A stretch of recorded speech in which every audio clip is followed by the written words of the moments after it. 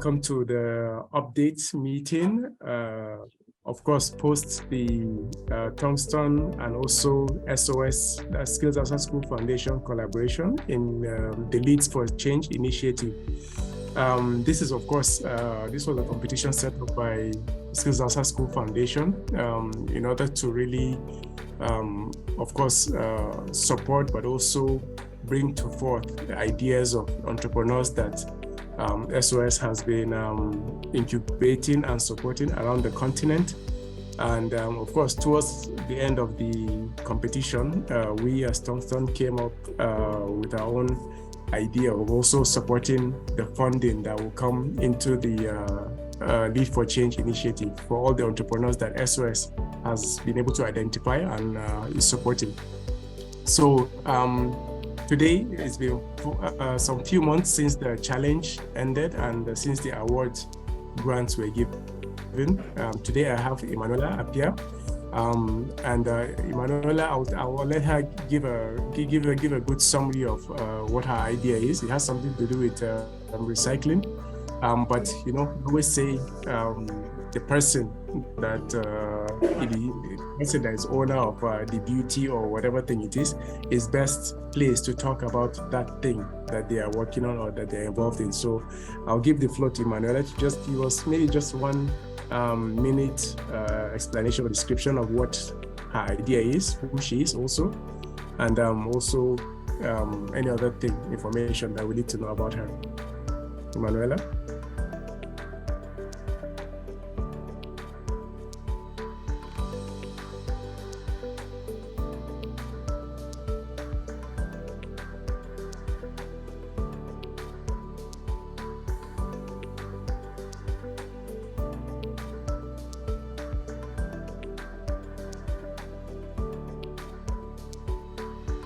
Okay.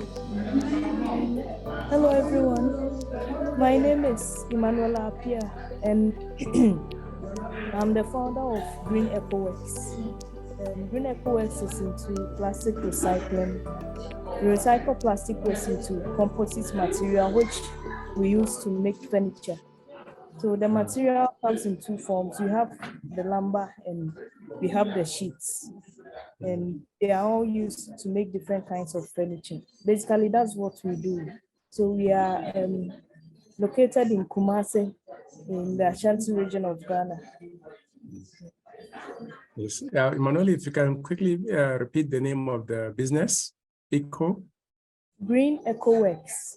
Green EcoWorks. Okay, yeah. You've all heard it, Green EcoWorks. And is there a way to reach or to have more information about Green EcoWorks before we begin? Yes, we are working on our website, but a temporary one is live. So when you go to www.greenecoworks.live and read a bit about us, and also our social media pages, especially on LinkedIn and Instagram, you can find us. When you type Green EcoWorks, you can see some of the works we've been doing. Right. So greenecoworks.live, and that's the website, the landing page, and also Green EcoWorks on Instagram. It's also on LinkedIn, and I think your profile also can be found on LinkedIn, hopefully, so that if people have any information they want to get from you or your team, they will find out. So, Emmanuella, just to know first, I only have a few questions, so I won't take much of your time. Because I know also one of the interesting things about you is that you started Green EcoWorks even while you were in university, right? And I'm still in university. And you're still in university. Okay. So you see, so I shouldn't really call you a finished entrepreneur yet. You are an entrepreneur in the making. So it's very interesting actually, because so many of the things that we advocate for, not just for SOS, but also for Tongston, is that it's never too early to start. In fact, right from the level of secondary school, you can start your venture. And it's a very good period also because you can afford to fail while you're in school. You can't take it from me from a practicing entrepreneur experience. I mean, failing while you are out of school is more, what will I say? It comes with more pressure than failing while in school. And also in school, you get to have free resources and network of people to actually collaborate with and build a team and push your idea forward. So I really commend you for that. So first question. So just to know quickly about how you found out about the Lead for Change initiative. Where was it? Was it on YouTube? Was it on Instagram? Was it on Google? How did you find out about it? And also just tell us about the process of you applying for it and eventually preparing and also participating in it. Okay, so I actually saw I was part of a WhatsApp group where they post opportunities like this, and somebody posted it. So I decided to check because since I decided to go into business. I knew I had a lot to learn, and most of the programs, when you go, they just tell you things that are not practical. Most of the people teaching, they haven't been in business before, so they don't really know how things work. And if you go and try it, then you'll be bringing trouble to yourself. So I decided to try the Lead for Change program too and see how it is. And I applied. After I saw the link, I applied. And I even forgot that I had applied. So I was there one day and I received an email that I've been accepted. And I should join the WhatsApp group. We start training I think that was the following week or within the same week. I've forgotten the exact time. So we started the training with we started the marketing training and all the first training that we did before we went to the advanced training. And after the first set of trainings, I think we were supposed to submit a pitch. So I did it. I was able to go on to the advanced, and the advanced were trained there. And after which we did the final pitch, and I was able to win the third prize. And I realized that the Lead for Change program was very practical compared to most of the programs that I've been in. It was very practical, and they were very particular about coming into the business and helping us fix certain things. So during the training, most of the time, the facilitators will take each business one by one, and then they will talk about it. They will ask us how it's going, what we are doing, and they will pinpoint the things that we can do better. And the things that we are doing well, they will help tell us how to improve on it. So I found that it's really practical and it's focused on the individual and the business itself, and not just saying anything. Yeah. Wow. That makes sense. And I think this is good kudos and props should be given to the SOS team for actually having that form of engagement. Because I know that they really make sure, they really ensure that anybody who has participated in any of their work before, they keep them in like a network of people for further ideas. So that's probably how you got to hear about it. As you said, you were in a group, like a WhatsApp group or something like that, and you came across the idea. So this is very good props, I think, to SOS team for keeping tabs, or should I say, keeping their participants in the past in good circulation of any information that they have. So very, very, very interesting. And if you can tell me, how about the idea itself? What's the journey to you actually creating or coming up with the idea? Because as you said, you are in the university, right? Yes. And sometimes, even from my experience, you see that students in the university, they are coming up with business ideas that are not linked to the careers or to the degree programs that they are studying. So, but for you, what is it like? Is the idea related to your degree program, or what was even the process of coming up with the idea itself? Because it's it's something that is not very popular yet in Africa. It's something that is talked about in other parts of the world, but it's good to see that somebody has come up with it and even started practicalizing it here in Africa. So if you can just tell me a quick about that. Okay, so it's how I got into the plastic thing was actually, I would say it's an accident, or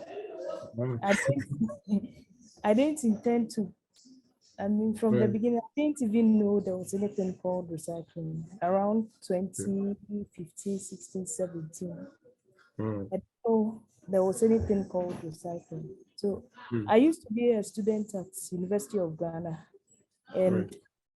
I had to transfer to KNUST because of some issues. So Mm. before I went to KNUST, I was home for 1 year. And during Right. that year, I was trying to check if I was trying to see if I can get admission to a university outside Ghana. So I Mm. was studying for SAT, and I was told that before I can get a scholarship, I have to involve myself in volunteering and at humanitarian projects. Okay. So I went online to search for organizations, and I found a few that were doing some interesting things with plastic. And Mm. one of them is called Macintosh Africa. So I saw Mm. how they were using the plastic, and then that's also piqued my interest. So I started researching about plastic recycling. And I found so many things on the internet about recycling that I didn't even know existed. It was overwhelming, and I was very excited about finding out about this.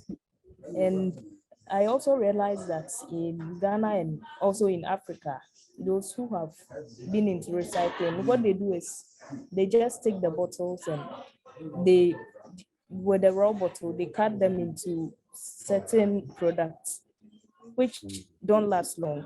They go back into the waste in short time. Like they make things like pencil cases and stuff like that. So I was thinking of a way to use the plastic to make something more durable, which wouldn't be wasted easily, and which will also be profitable. Because if I'm using bottles to make pencil cases, I can't sell it for enough money. I have to make a lot. Yeah. So, which is stressful. But if I put in more effort and use it to make something with higher value, then I can sell it while also keeping the plastic for a longer time. So I did my research and I found out people were using plastic to make furniture Mm. um, in UK, in France, other countries, but I hadn't seen it in Africa.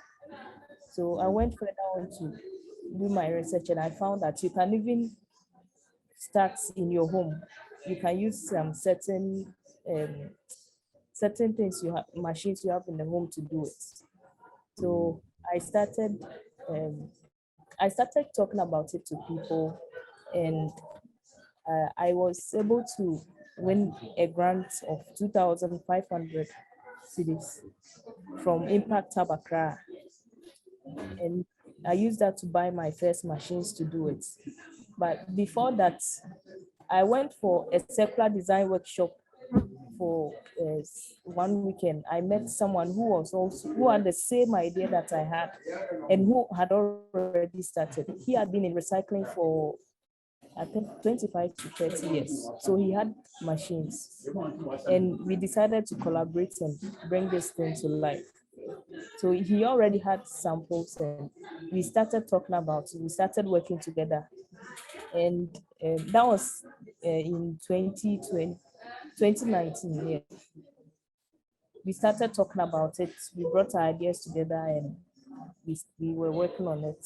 And by 2020, we had a solid prototype. And Lenny? I, Yeah. Okay. Go ahead. yes, we had a solid prototype, and we, I was able to sell the idea to other people for them to see what we were talking about, because it was abstract and new to most people. But if Mm. they saw the sample that we had made, it looked exactly like wood, but it was waterproof. Mm. It doesn't rot, and it had unique features, and Mm. it basically was better than using certain types of food. So when I showed it to them, more people bought into the idea, and that's how I won the grant of Mm. $2,500 to buy my first machines. I Mm. was at a hostel at that time, and I bought a t-shirt press. The heat press, which is used to print t-shirts, and I bought some other furniture making tools. So I started experimenting in my room. My partner had been working on lumber, so I decided to work on the sheets.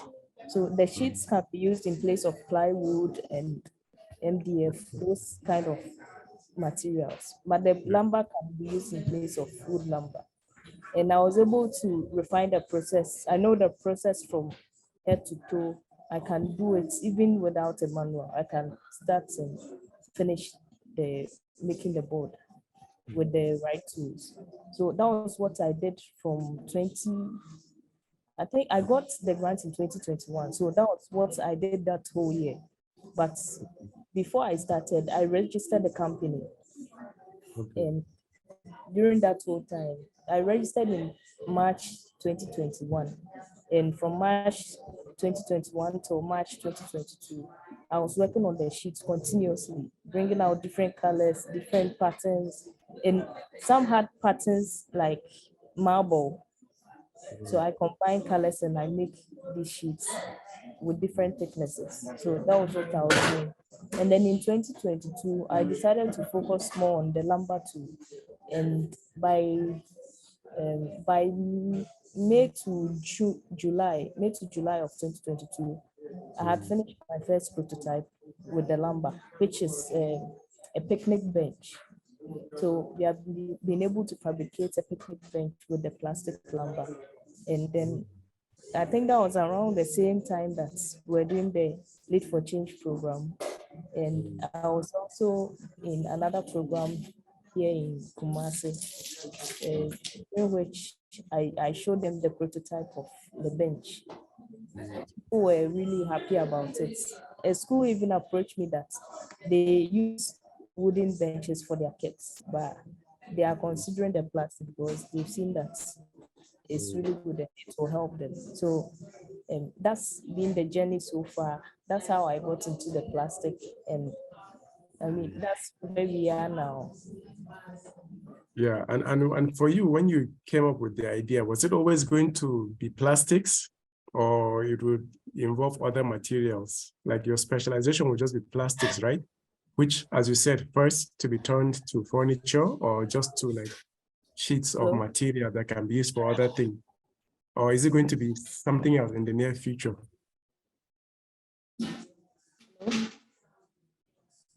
Yeah, so if you get me, I was asking if the idea was always going to be about plastics to furniture when you were coming up with the idea.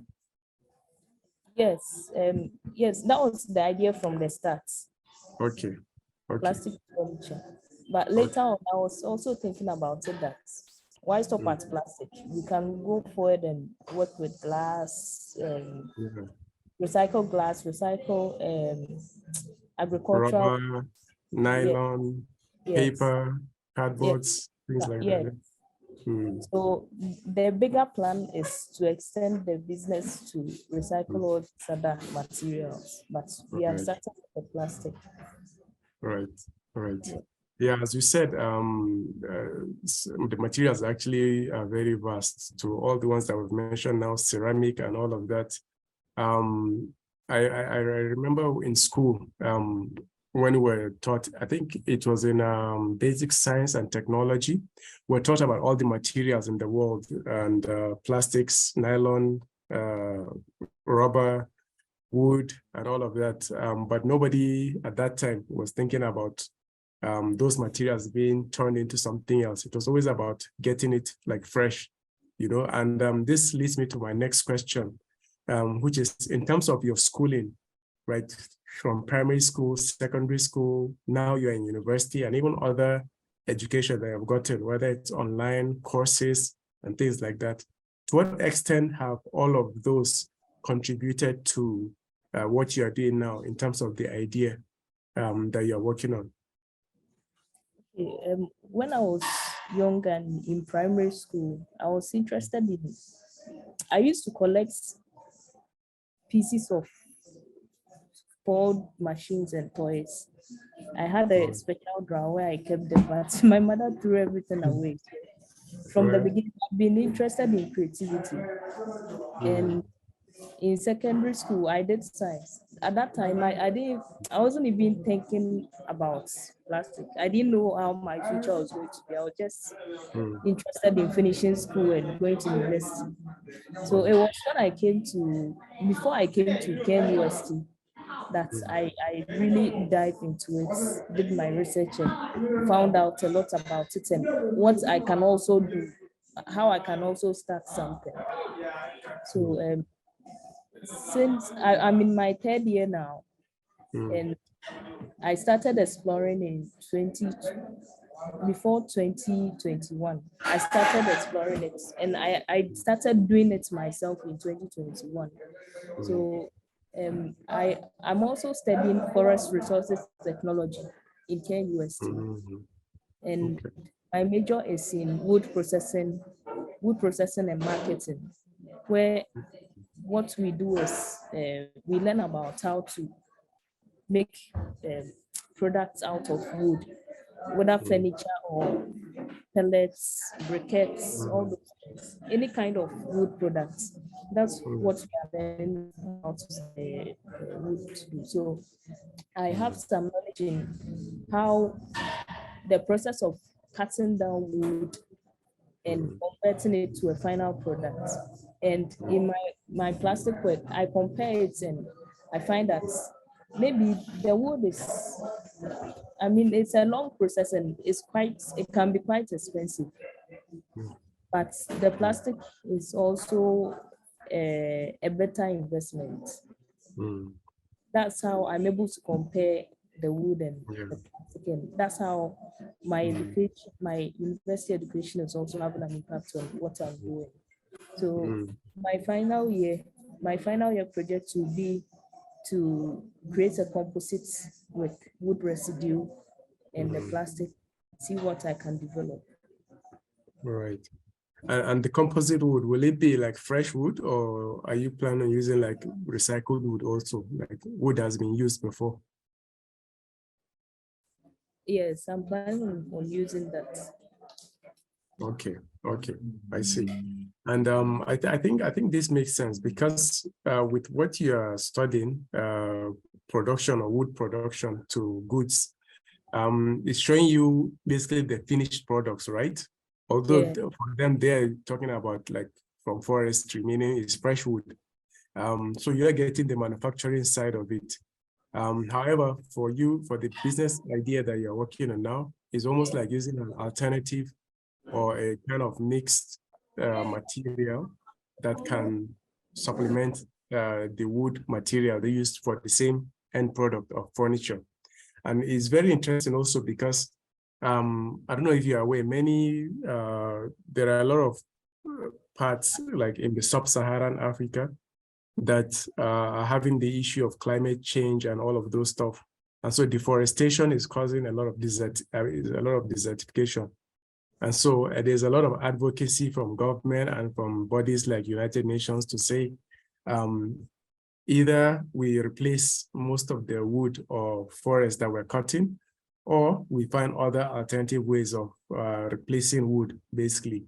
And I'm saying this because this is something that, if at all, other funding means that you're looking for, anybody or any type of institution that is into green manufacturing, advocacy against deforestation, they will really like this kind of thing that you're doing, because you are creating a solution where it's going to reduce the amount of trees in the forest being cut down and all of it. So that is also another thing I think you should consider on other grants that you may be interested in, because I think there's an opportunity there for such.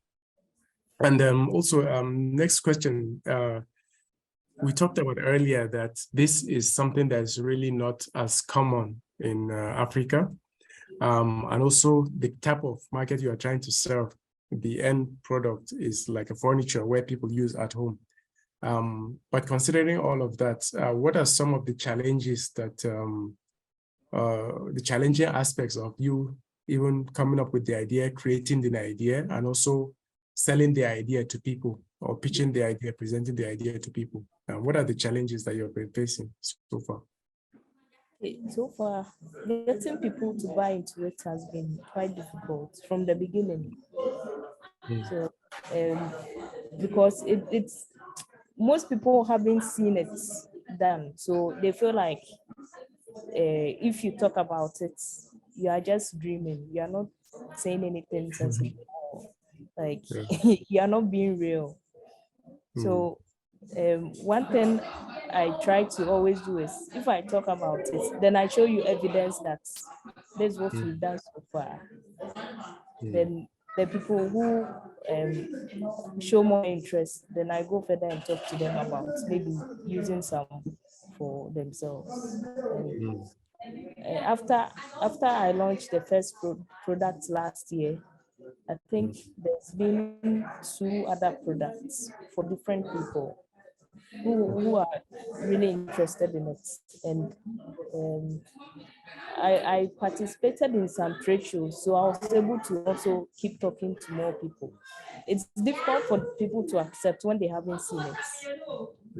And last year, at the same time that I launched the third product, we're doing a campaign at my college.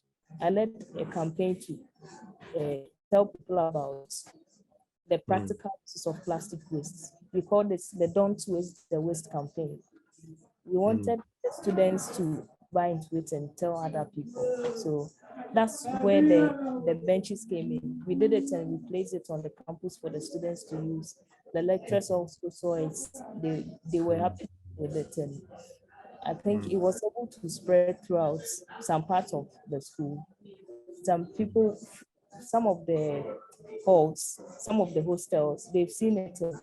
They've also shown interest. So if there wasn't any evidence, it will be difficult to get people to even imagine it. And that's the most difficult part so far. Getting people to actually show an interest in it has been. And I was very happy when I met my partner, the one who has the machines, because it means that there's a huge step ahead. Then we're able to do the prototypes and show people. Yes. And I think one of the issues maybe also, as you said, people need to see it. If they hear about it, they really won't believe it or buy into it. They need to see it. So because it's a physical product, I guess it's difficult to move it around, right? Except if you have like a showroom where they come and see it. But maybe another thing you can consider is creating catalogs of designs, like on a booklet, so that it's easy to send it to people so that they can see it, visualize it and believe it really. Or if you have videos of people using the products, then they will make it, they will find it easier to believe it because they may think it's not durable enough.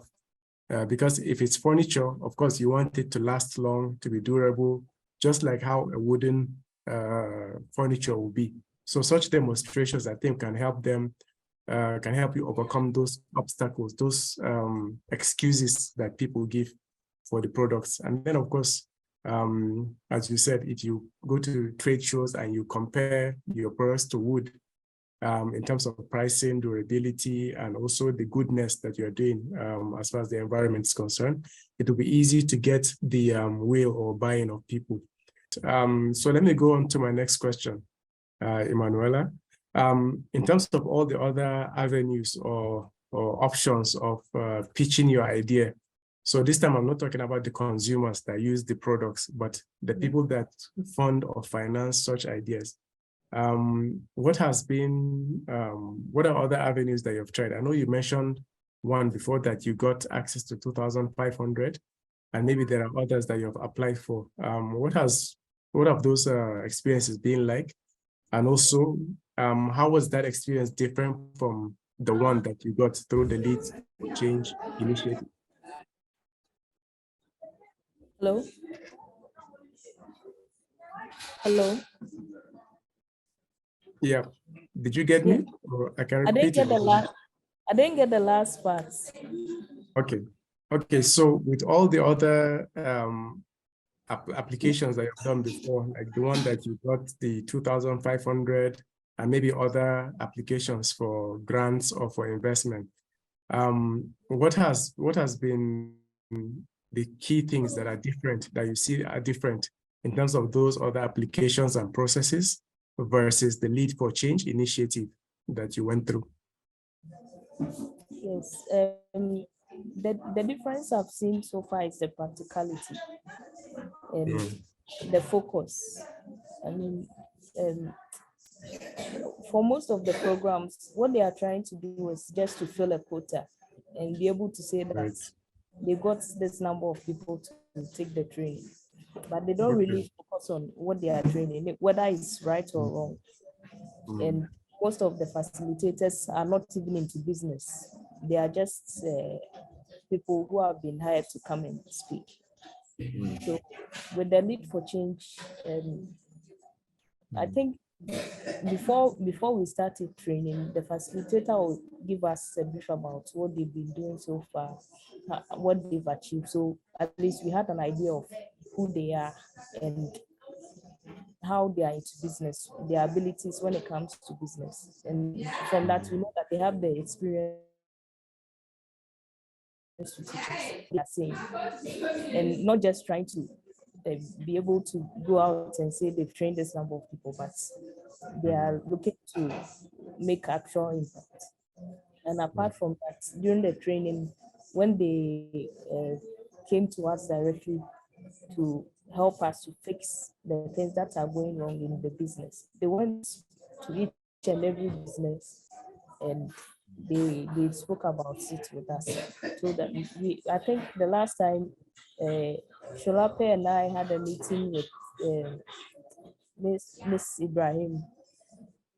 Yes. So, and we had a meeting about my financial. She showed me exactly where to fix it. She went through my what do you call it? She went through my financial model. Yes. And she went in deep into it. She told me where to fix this or what to put here. And before that, most of the things that she thought I didn't even know about it, because I'm not an accounting person, but she was able to show me some places where I have to. And it's not only that. During all the trainings, that was how it was. It was happening consistently through the trainings. And I feel like it was, even if there wasn't any cash prize attached to it, it's full of huge value. And I really appreciate that I was able to pass through this program.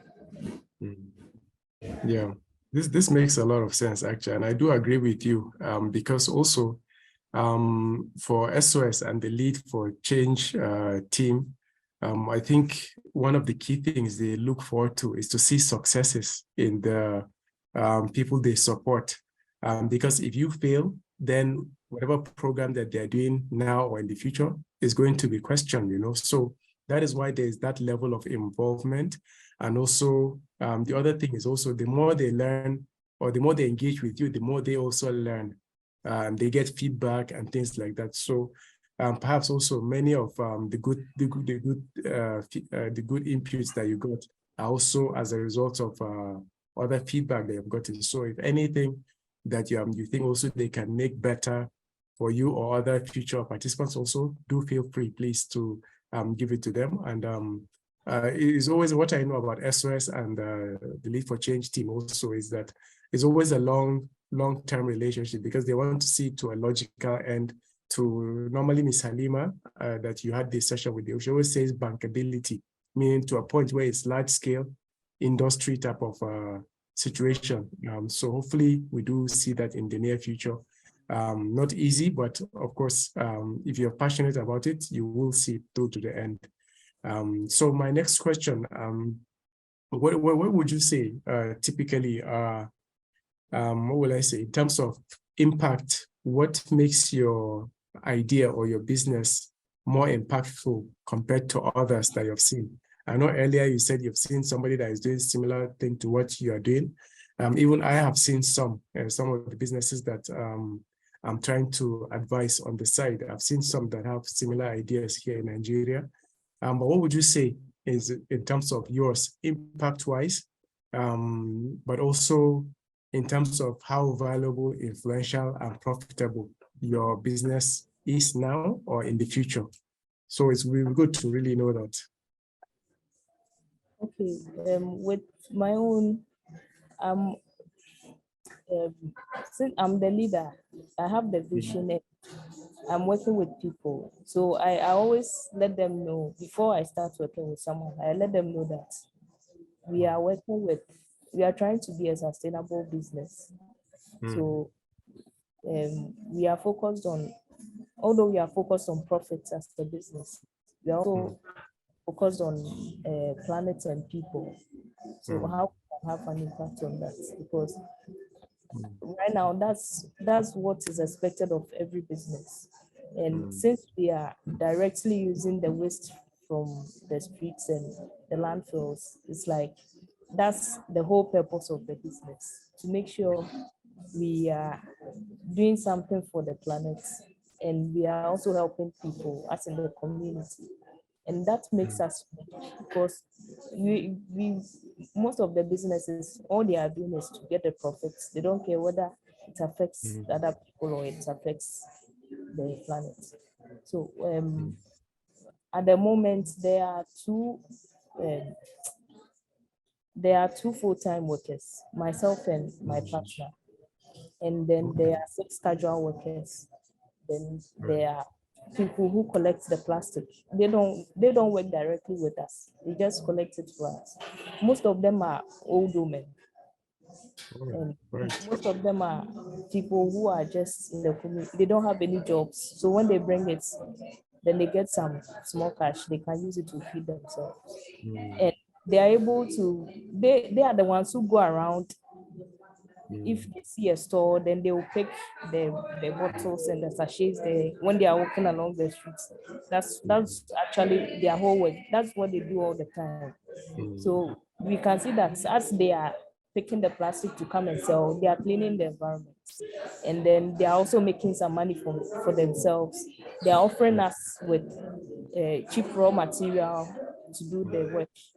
And we are also making profits from it. So everybody wins in this way. I think that's a unique thing about it. Apart from that, the product itself also, whoever uses it helps the person. It's up to some point, it's better than wood. So it's a good investment. Yeah, so the product clearly is a valuable product. Profitability is also there, as you said, not just for you and your team, but also for the people that work for you, and even potentially people that buy it, because it potentially could be at a cheaper rate than what a wood would do. And hopefully, influence-wise, the more people that you impact, and the more media visibility that you get, the more influence you will get, because the people have good value of the product that they are getting from you, then it's easy for them to tell other people about it. So hopefully influence will also get there as quick as possible and as soon as possible. My next question will be that in terms of, earlier you talked about, of course, the challenges in all these processes, but how about the learning points? What is the biggest lesson that you have learned? At least one, if you want two, if you want maybe three. But what is the biggest lesson that you have learned in terms of becoming an entrepreneur in Ghana, but also here in Africa? Because we hear so many stories about how challenging it is, but what is your biggest lesson so far? Okay. So far, my biggest lesson is to make sure I keep records from the starts, from the first day I started the business. Record keeping. Okay, so number one, record keeping. Yeah, because right now, what I'm struggling with is since I started, how far have how to measure the, how do I put it? Right now, I'm trying to restructure the whole business. So when it comes to my accounting, what I was doing before was, if I buy a machine, I just keep the receipts. I don't record anything, because I was just doing prototypes. I wasn't selling. I started selling just last year, getting to the end of last year. So I wasn't keeping any proper records. And because of that, I'm not able to figure out how much I've done. I know I've done some, but I can't really tell how much I've done. If somebody asks me right now, I maybe I can point out some of the things, but I can't really. That's one of my biggest struggles. And with the financials too, I don't have much knowledge of it. I've been learning from the courses that I've been doing.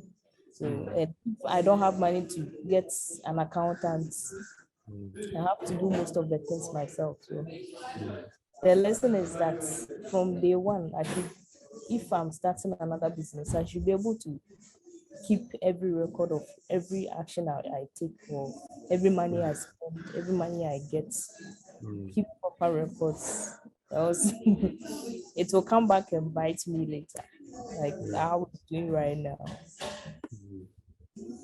So record keeping and documentation also, right?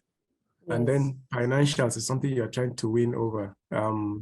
Luckily for you, there's somebody on the call, Mr. Dayo, that is a financial expert. If you want, you can solicit his advice. But not even aside from Dayo, if you can hear me. Hello? Yes, sir. Can you hear me? Yes, we can.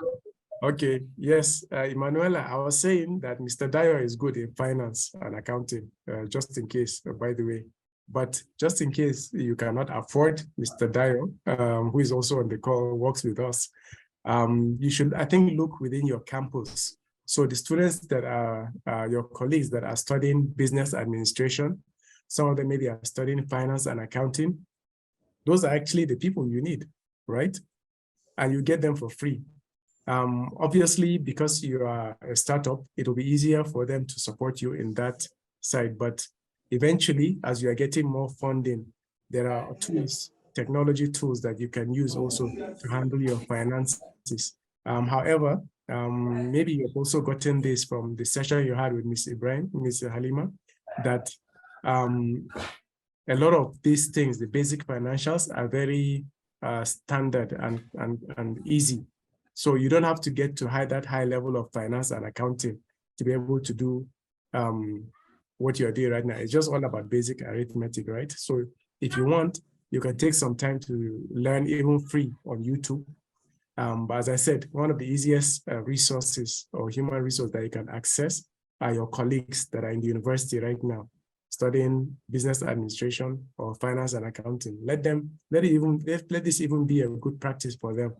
In case, but ultimately you also need to, I think, build your capacity in that sense.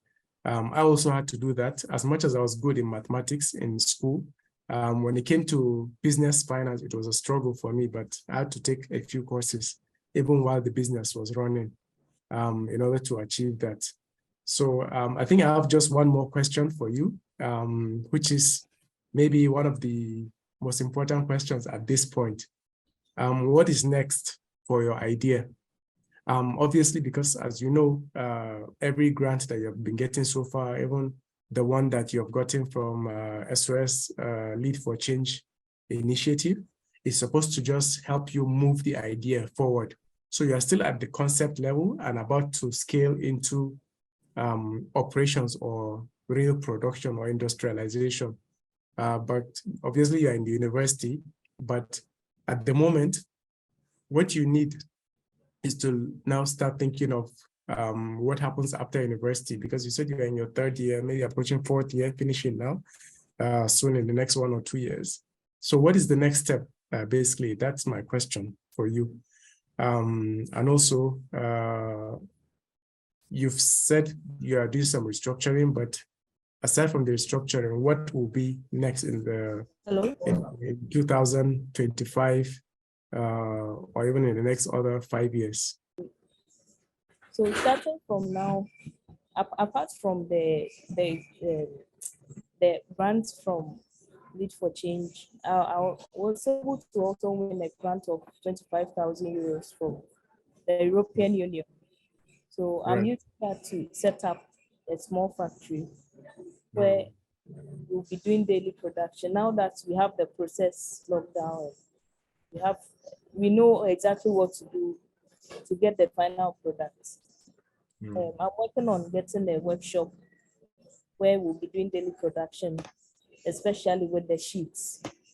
And then we can also find a way to distribute it. In the marketing plan, we want to distribute it to retailers and shops like Malcolm and those ones, where we can just introduce our product to them. They can also sell for us, so that every month we are sure that we are selling. So that's the plan for this year and next year. That's what we are doing right now. But in the next 5 years, I want us to work towards more people accepting the product. When it becomes normal to be using the recycled plastic, then maybe can introduce more products into the system.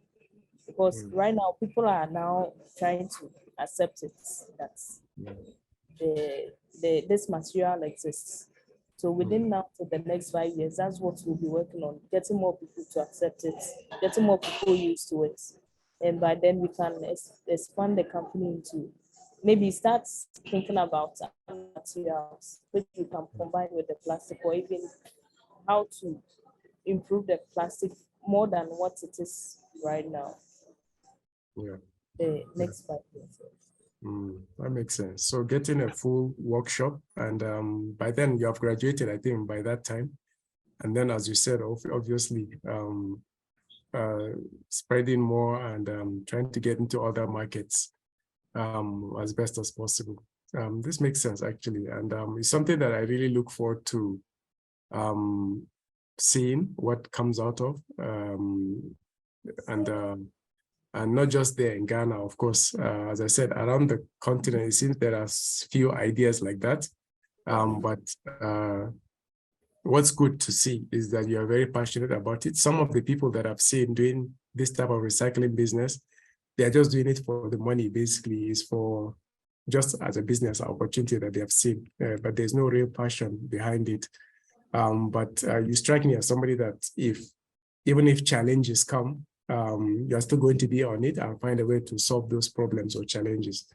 And yeah, I really look forward to seeing more of this and hearing your story in the next 2 years or 1 year when you graduate and you're when you're a full entrepreneur like myself. Then we can do business, because of course you can supply our own company very soon, maybe. So thank you very much. Yes, we're looking forward to that. And I think at this point, if there's any question that you have for me, I will give you just one shot to ask the question before I round up. This wasn't part of the script, but go ahead and throw your shot. Yes, I have 2 questions. Oh, 2. Okay. Okay, my first question is, if you can tell me a bit about yourself, I mean, your journey in entrepreneurship and in business. Right. Okay, it's a very long story, but I will try to keep it short. So, there are 3 levels of business or entrepreneurship normally. The first level is you are just a hustler, right? So you're just basically finding things to sell and just make a buck. Then the level 2 is you're a businessman, meaning it's just you are looking for what's making money, and then you go into it, and then it makes money to the point that it doesn't make money enough, you throw it away. Then there's the entrepreneur, the real entrepreneurship. So people that are really driven by some kind of mission in life, but it has a business angle to it. So someone like you, potentially. So the reason why I'm saying this is because I've done hustling before. I've done, my hustle was basically investment in the stock market and Forex market. I was just doing it on the side as a student to make money. Then after that, I graduated to become a businessman. So I set up 3 businesses. I set up a transport business, an entertainment business, and also a real estate business. Some of them, some of the 3 did well, some failed. Eventually, I gave up when everything failed. I learned my lessons. So now I'm at the level of entrepreneurship, meaning I'm doing something that I'm fully passionate about, regardless of whether it does well or not. So Tongston, is the company. Hello? And what we do is basically 4 things: education, enterprise, media, and finance, with a level of technology in between. And the whole purpose of Tongston, me setting up Tongston, is so that I can basically help Africa move forward, especially tackling issues of unemployment, unemployability, underemployment, and our overdependence on government also for our socioeconomic needs. So that's what I'm doing right now, basically. And it has 5 entities. You can go on www.tongston.com. You will know more about it. So my journey as an entrepreneur now, Tongston is about 3 years old right now, although 1 year was lost due to COVID in 2020. And now I'm based here in Nigeria, in Abuja. This year we opened 3 other outlets outside the country. And as I said, my whole mission, even though I do other outlets outside of Africa, is about Africa moving forward, basically. And this was why I was very keen to participate, or for Tongston to participate in the lead4change SOS challenge, because it's about us at the end of the day. Also, experience-wise, I know I look very young, but I am old. I age very well, so that's why. But I do have a lot of experience in different fields. Mainly, I was originally an engineer, a civil engineer. Then I became an educator, a teacher for some years. And then I did teacher training, school consulting, and all of that. And then now I'm an entrepreneur. So engineer, educator, entrepreneur. It was about Tongston at the end of the day. I needed all of those experiences. I'm still an engineer somewhere in my mind, but so it's not like I've lost it. And I'm saying this also so that you know that the degree that you are studying right now won't be too useless or wasted. It's something that you will still make use of, hopefully in the near future. So that's the summary of it. There's a long version, but this is the short version of it. Okay. Yeah, that's interesting. I would like to hear more, but since we don't have time, maybe some other time. Yeah, we'll see in the next session when SOS team sets up the next follow-up session. Or, or you can find me on LinkedIn or other write-ups or videos that I've been interviewed on. Okay. Next question. My next question is not a question, it's a request. So, right. Since now you know where I am with the business and where I'm going, if you can give me any piece of advice. Yes, there's a lot of advice I can give from, I think one of them already you mentioned that you are aware of in terms of capacity development, meaning really you need to learn your finances. Even I myself, I'm not a master of finance compared to how Halima is, for instance, the person that you met before. But really work on your finances. That's number 1. Really work on sales. And then generally just work on something that I call psychology. So knowing about how people think and how people behave and what makes people take actions. But it's also tied to sales. So if it's too much, just focus on these 2 things: finance/accounting and sales or marketing. So the finances is so that, of course, you can know how to keep yourself profitable and keep cash flow. Not just profitable and cash flow for the business, but also for yourself, your personal finance, the money that you make to take care of yourself and your family and all of that. Really make sure you master it. Number 2, marketing and sales, as I said, knowing how to sell, how to really approach people and sell them products. You can also apply that to knowing how to approach investors to really sell them the idea. So those are the 2 key things I would say as far as learning is concerned. And there are many information on YouTube, courses online that you can do free. Some of them are cheap, some are free. If you can really build your capacity in that sense, it will be good.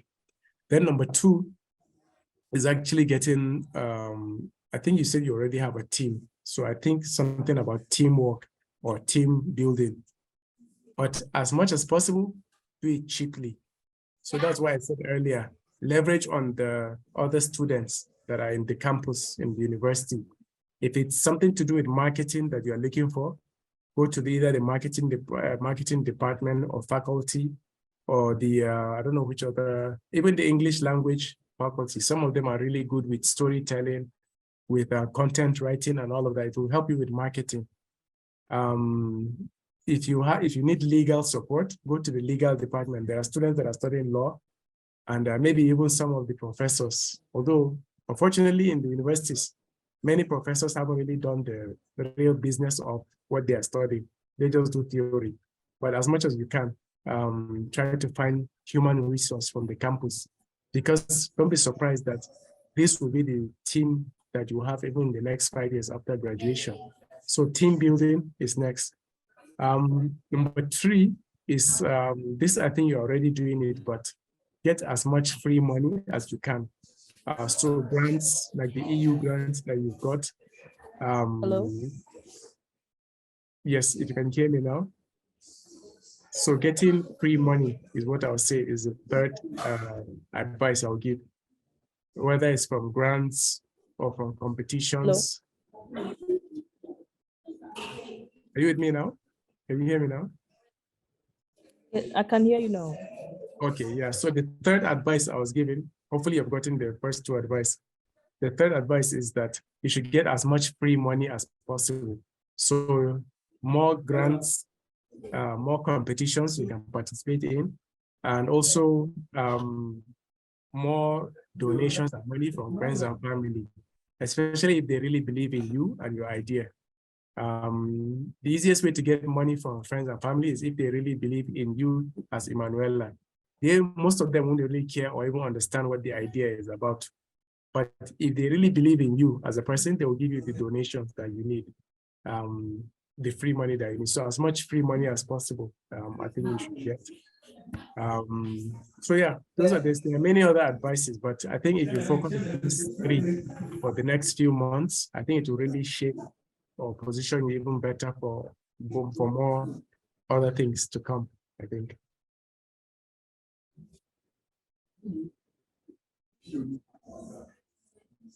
Thank you so much. I really appreciate it. No problem.